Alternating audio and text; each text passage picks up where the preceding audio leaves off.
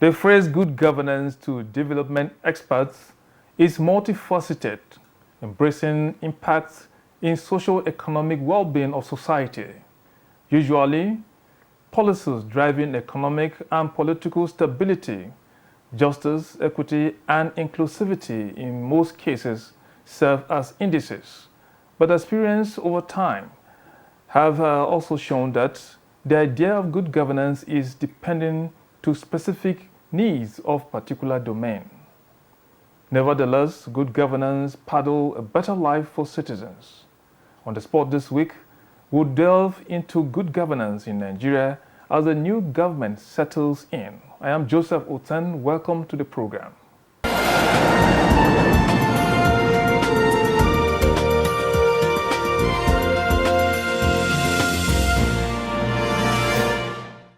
Now, my guest is best described by his associates as powerful thinker, productive idealist, and driver of the concept of thinking out of the box worldwide. He is an international development consultant, helping communities and governments to develop goals. He obtained his higher education from United Kingdom, University of Lagos, Nigeria, and from the United States of America, and holds a PhD in mass communication. He is currently a professor of mass communication with adjacent professorship in entrepreneurship development and development studies, a visiting professor to Hibdeck University in New Jersey, USA, British American University, and British American Business School. He is a fellow of the Equation Institute of Development Thinkers and founder of the Mighty One Empowerment Foundation. On the spot is the President Association of Patriotic African Professors, APAP, Professor Barika, Dominic, Saro, Laka. Welcome to On the Spot. Thank you, sir. Thank you for having me. Okay. I love this association of Patriotic African Professors. APAP. What is it so patriotic about you and the association? Yeah, thank you. When we look at the issue of development as it relates to Africa, we decided as professors from different backgrounds and countries to form the association and to provide expertise, quality, certified experience to assist African government in driving their policies. For example, we're already partnering with the present government of Nigeria, being led by President Bola Ahmed Tinubu, in saying that certain policies of government, especially as it is anchored on the Renewed Hope agenda, certain programs there are properly captured for quality service delivery to Nigerians. Okay, you just mentioned about partnering the present administration. Yes. The President Bola Ahmed Tinubu. Yes, the president came on board, and it has not been easy. We spoke the fuel subsidies there is biting really hard on Nigeria. Before that, the economy was not equally doing very well. Now the challenges is there. Every day, people, it's like Nigerians don't really know what's next. Not next hardship will come on them. Nobody have actually, it's a new hope, but nobody have actually seen where the hope is heading to. What is it that you are presenting to this administration? No, thank you very much. Before the advent of this administration, hunger was biting, poverty was everywhere, and insecurity and all that. So what is happening is still the aftermath of those challenges. But we have looked at the blueprint of the present government, and we believe that the change that Nigerians desire for, which it was voted, will come to play very soon. So it's a temporary, the issue that has to do with fuel hike is a temporary challenge. And is doing something serious to combat that on the long run. But the effect, the aftermath effect is still what Nigerians are feeling now.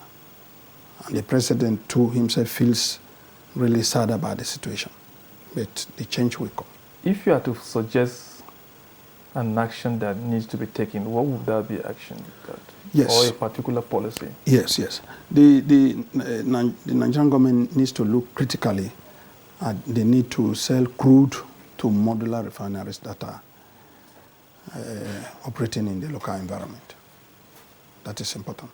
Because the problem with the issue of fuel hike now has to do with the market forces, which propel a hike in the prices. So if that is done, it will curtail. And then outside that, there's a private, organized private sector that offer to give boost by providing more buses at subsidized rate or almost at free cost to reduce, because the major effect now is on food prices and on transportation. So these are the two areas you need to focus attention to reduce the stress and pain that Nigerians are currently suffering. Okay. All right. Okay, let's look at this. You're equally the founder of the Mighty One Employment Foundation. Empowerment Foundation, yeah. And right now, we're talking about empowerment.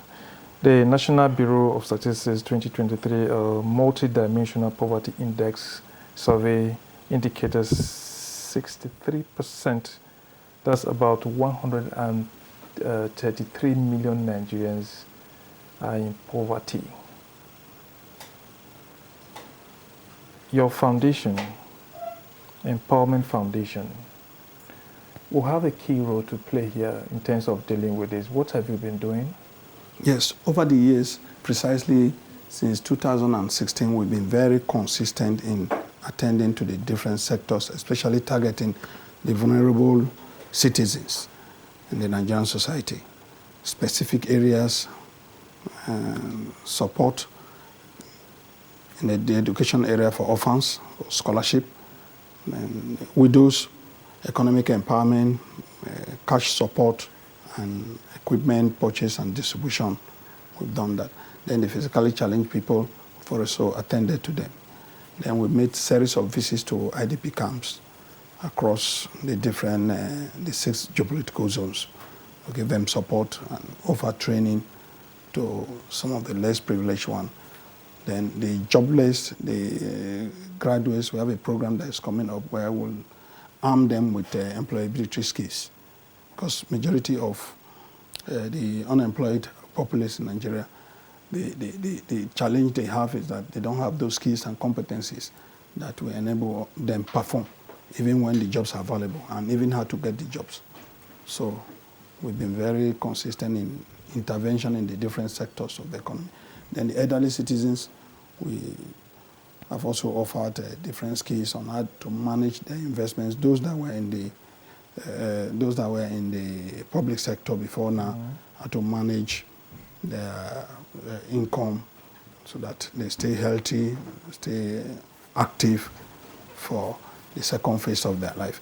Then those in the private sector, we looked at the different areas of intervention too.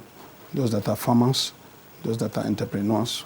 We've been able to get support both from outside the country and within to assist them, to have access to funding, microfunding, grants, and almost free loans and non-toxic loans. And we have more windows for even state governments and the private sector. But the milestone intervention that we have for Nigeria now is to tackle the issue of unemployment from the root. What we have in the pipeline is to intervene across the tertiary institutions to ensure that those that are coming out, they have the required skill, the ICT. Emphasis is on ICT and innovations. And then we'll be taking the campaign of thinking out of the box. You don't study and depend on white-collar job alone, jobs that will come from the government alone. Our population is so vast that the government cannot provide all the needed jobs in the system. So that is what we want to deploy now as is a weapon or as an asset of support for the present government, because the government is keen on reducing unemployment in the system. So what impact has it been so far? someone listening to you will say, oh, that was a very good one. But Nigerians, we want to see where have the impact been, that one can say, okay, this is an example of what they have been doing. Okay, essentially on vulnerable women. Okay. Our impact has been really heavy in that area. Widows, single mothers, and orphans. We've been very consistent in giving scholarship to students, both in private schools and in public schools. We've been very consistent. Across the country? Across the country. Across the country. How long have you been doing this? Since 2016. Okay. We've been doing it before, but since 2016, we've been very consistent. Okay. In intervention in these two areas. Okay. We had the last one on 23rd of June, being the International Widows Day. And the Permanent Secretary sent the Director of Social Development to represent her. And the organization was there to cover what we did. Okay. Okay, talking about, you just spoke about the Permanent Secretary being at one of your events. How's the collaboration in terms of all that you have been doing? Obviously, you must have some ideas. You're equally, from your CV, you are an international person. You must have some ideas that you will be selling out to government. How is the collaboration? Have you been having collaboration with government agencies or other, in the private sector, other organizations? Okay, the one with the Ministry of Humanitarian Affairs is just new. The first time they were witnessing our event was on the 23rd of June last month. So they came as an observer to see what we have done. And we also have details about what we have done in the past. And that is the motivation for our collaboration. Then in the private sector, we want to partner firmly with NECA, National Employers Consultative Association. We want to partner with them. But before then, we had few partnerships with some local organizations and some of the organizations from overseas. Okay. Okay. For the different sectors and different areas of our intervention. Okay. When you talk about these partnerships, many people out there will want to hear you say what you actually did with these organizations. Now, in the area of health, we've done some medical outreaches to some communities, rural communities, especially our priorities on rural communities without health facilities. So we've done 13 between 2016 to 2023. We've done 13 so far across the different states. But we've always chosen rural communities without health centers. Then we target minor and preventable diseases, and we attach surgeries to it, minor surgeries, free, totally free. All right, you just spoke about some of the things that you have done there with the women. Nigeria, talking of inclusivity, I don't think it looks that good in Nigeria. Especially when you look at from 1999 to date, when you look at women participation, either in politics or elected positions, it's very, very challenging. It is. The situation is really appalling. Okay. And that is why we, from the beginning of last month, have come up with a new campaign for greater inclusion of women in governance, whether in the private or public sector, whether women playing roles in the elective, or women that have been brought in by way of political appointments. We want the rate to be stepped up because women have the capacity. They are not slaves. And the ones that have had opportunities in the past, they've shown very strong capacity to assist the government to achieve relevant goals. Okay, we'll talk much about your campaign on women inclusivity when we just come back from this short break, okay? Okay. Okay, stay with us. We'll go for a short break, but we'll be back shortly.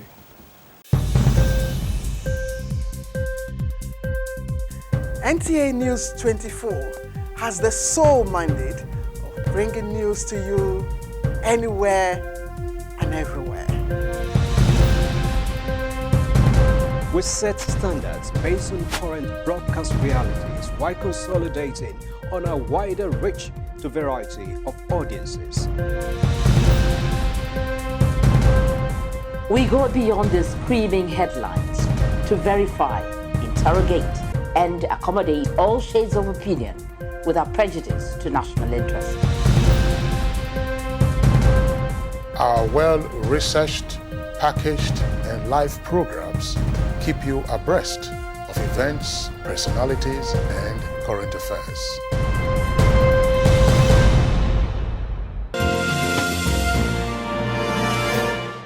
Welcome back to the program. Still with me is Professor Barika Dominic Saro Laka, President, Association of Patriotic African Professors.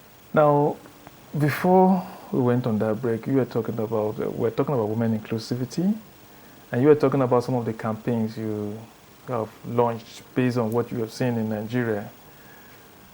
What is that? Tell us more about the campaign. Now, specifically, we want the Nigerian government and other African governments to step up women inclusion in governance.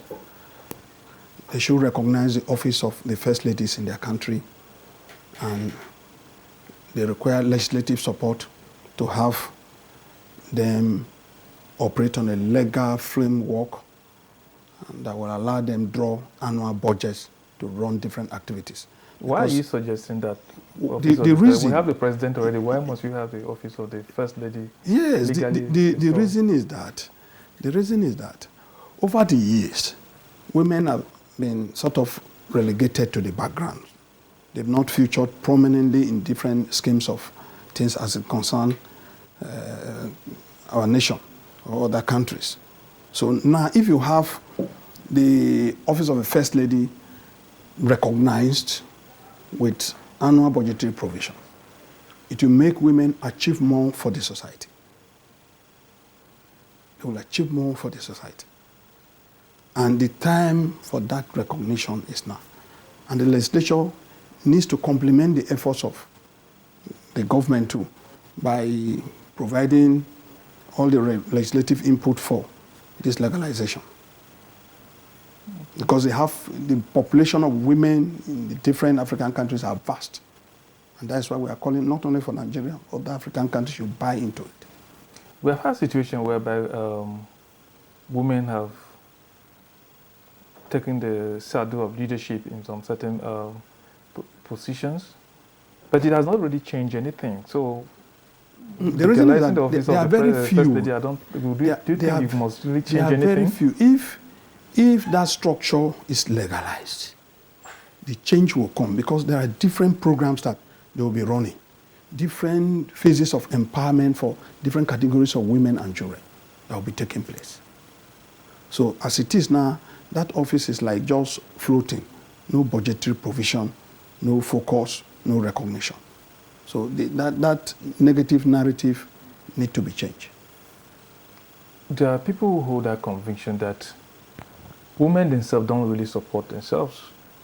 We have a lot of women, even in organizations or associations, where you see that there are more women. When a man contests an election, the woman ends up voting the man. So is it that the women themselves are the problem? No, they need a reorientation. The women must understand, and one of the factors that induce that is the level of poverty in the society. Women are at the receiving end more than men, due to religious factors and some cultural factors. There are communities where women are not allowed to go out to look for means of economic survival. They depend on women. They depend on men. And in that case, they tend to execute the whims and caprices of their husbands or male mentors or male leaders. So women actually are not those that have not shown interest in their own growth. But these factors tend to impede how they operate and how they do what they do. Okay. You're into entrepreneurship too? Yes. I understand that. And a lot of people have argued, especially the economic expert, that entrepreneurship is the key to creating wealth and jobs. That's true. Your foundation should be playing a more critical role. We are already playing that role. So speak to us about that if you can. Before the new DG came up, the former DG that is now governor of Katsina State, we have a very robust working relationship where we train, we call it Catch Them Young. It's a program we are running in school that is called Catch Them Young, where they are exposed to early programs on financial literacy and how to be creators of wealth and creators of jobs, where we take to schools and give them tutorials on that with practical demonstrations. And we are happy with what we have achieved in that aspect. And then during holidays, we do demo support for young entrepreneurs to be able to do something. We mentor them, they do something, because there is joy in seeing you engage in a business and you grow. So we've been able to make some milestone achievements in that area of entrepreneurship, because 65% of jobs are created by the micro and medium enterprises. So the load of performance, the higher achievement with regards to GDP, they are contributed by the micro and small sectors of the economy. So more focus should be on that. Like if the government is bringing out palliatives now, that should be the starting point for those in the business sector. Yeah. The non-oil sector in Nigeria, agriculture specifically, it's one huge potential the country has, being the fact that in every part of the country there is something you can grow, something you can process and develop. But this is one area that I've struggled to get youth, especially the younger generation, engaged in that.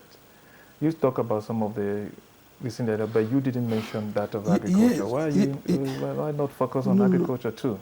No, I was responding based on the questions you have raised. Okay.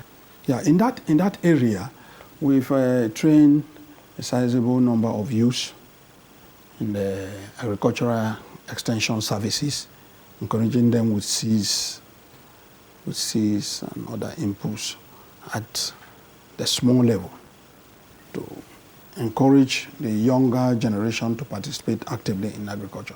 Because whatever is exported or is processed or marketed comes from agriculture. So we've also made some impact in that field, but it's at a very low level. We intend to. And with the NALDA, provision of land by NALDA for the younger generation of farmers, it has helped, because that would have been a major impediment. When you have interest to go into agriculture, you don't have land. It's a major factor of production. So, but with what NALDA is doing, that impediment is being pushed aside. So we're having more people. It's the insecurity aspect that needs to be tackled now, so that people can go to farm freely. And in that regards, the Nigerian Security and Civil Defense Corps, the current Comptroller General, Dr. Abubakar Audi, has a specific program for that aspect, where the Corps assists farmers to return to farms and return home safely. And that is boosting participation in agricultural practice. Okay, we don't have much time on our side, but you are a driver of the concept Thinking Outside the Box. Give us a brief summary of what you want Nigerians to do, thinking outside the box, based on the current situation we find ourselves. Thank you very much. We are in the 21st century, and everything about ideas and wealth is driven by innovations and technology. And so now, we must not rest on our oars in Nigeria with a traditional practice approach to wealth, employment generation, So we need to embrace one technology and have that passion for change, new thinking, and shedding the old practices that diminish our dignity as a corporate nation, and look at what we can do individually to enhance the betterment of the society. It's all right. Thank you very much. Welcome. Professor Barika Dominic, Saro, Laka, President, Association of Patriotic African Professors. Apart. Thank you. We do appreciate your time on the Thank you. spot. Thank you. Welcome. All right, that is it on the spot for this week. Thank you for always being there. I am Joseph Wilton again. See you on the next episode.